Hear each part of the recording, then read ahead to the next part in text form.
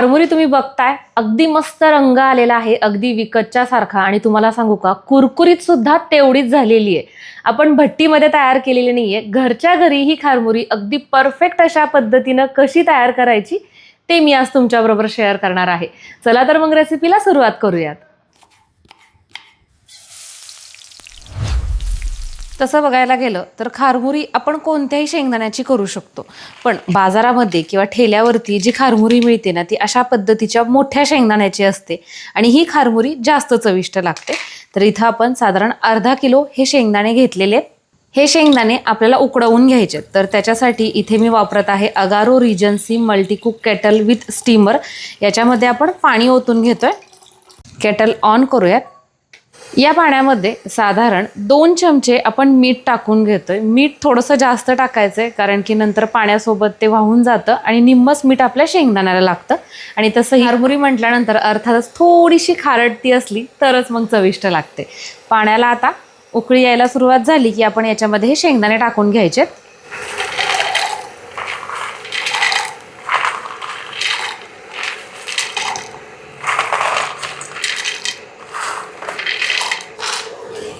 साधारण 5 मिनिट झालेले आहेत आणि इथे तुम्ही शेंगदाणा बघू शकता. छान अशा पद्धतीनं हा शेंगदाणा उकडून निघतोय. पण शेंगदाणा मोठा आहे ना, तर त्याच्यामुळे आणखीन 5 मिनिट मी हा शिजवून घेणार आहे, म्हणजे मीठ आतमध्ये पर्यंत मुरेल.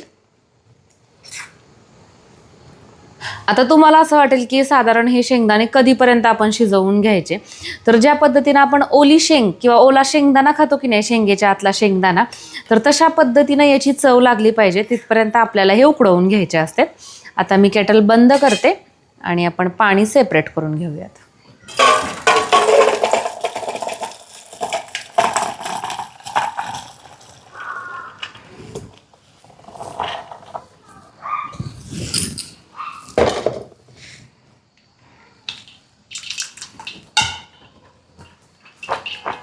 एक सुती कपडा घेतलेला आहे आणि यावरती आपण हे शेंगदाणे पसरवून घेणार आहोत.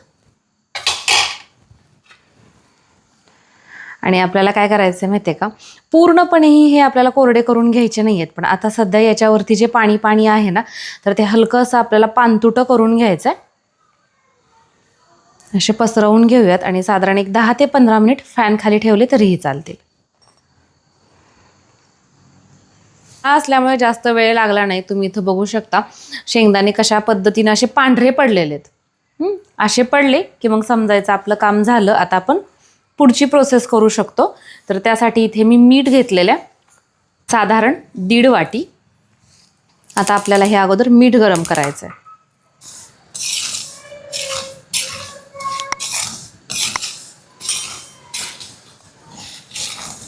हे मीठ असं गरम झालं की याच्यामध्ये आता आपण शेंगदाणे टाकून घेऊयात.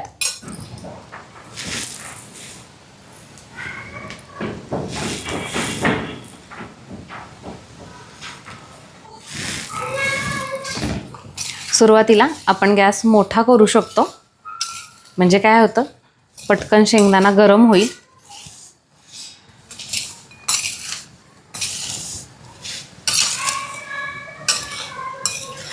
आता हितनं पुढची जी प्रोसेस आहे ना, ती थोडीशी वेळखाऊ आहे बरं का. म्हणजे असं आता लगे पटकन तयार होतील असं आपण गृहीत धरायचं नाही.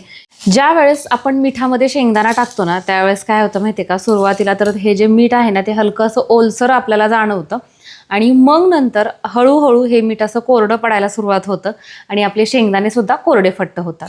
त्यासाठी आपल्याला गॅसचा फ्लेम खूप जास्त हाय ठेवायचा नाही आहे. सुरुवातीला 1-2 मिनटं तुम्ही ठेवू शकता.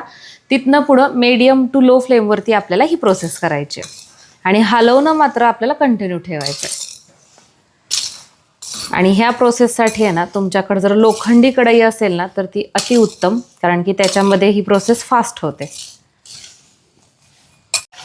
साधारण 5 मिनिट झालेले आहेत आणि तुम्ही इथं बघू शकता, मग अशी जे शेंगदाणे आपले थोडेसे जास्त ओलसर वाटत होते की नाही आणि मिठाला असं धरून ठेवलं होतं की नाही, तर ते मीठ आता सोडायला सुरुवात केलेली आहे आणि थोडेसे कोरडे सुद्धा झालेले आहेत. पण आपल्याला इथपर्यंत नाही, ह्याच्यापेक्षा जास्त हे कोरडे करून घ्यायचेत. कुठपर्यंत घ्यायचेत पुढे गेल्यानंतर समजेल.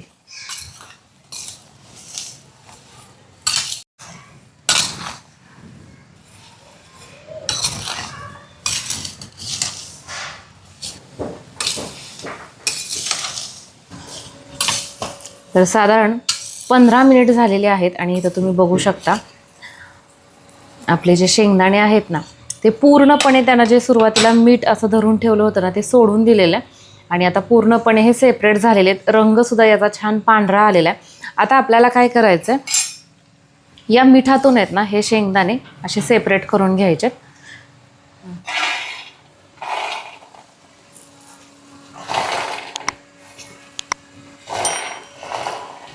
तर आता आहेत ना आपण हे पूर्णपणे थंड करून घेणार आहोत. आता सध्या याचं टरफलं जे आहे ना ते लगेच सेपरेट होणार नाही, कारण की शेंगदाण्याच्या आतमध्ये थोडासा ओलावा असतो. तर साधारण 2 ते 3 तास याला आपण असंच राहू देणार आहोत आणि त्याच्यानंतर आपण हे पाहूया.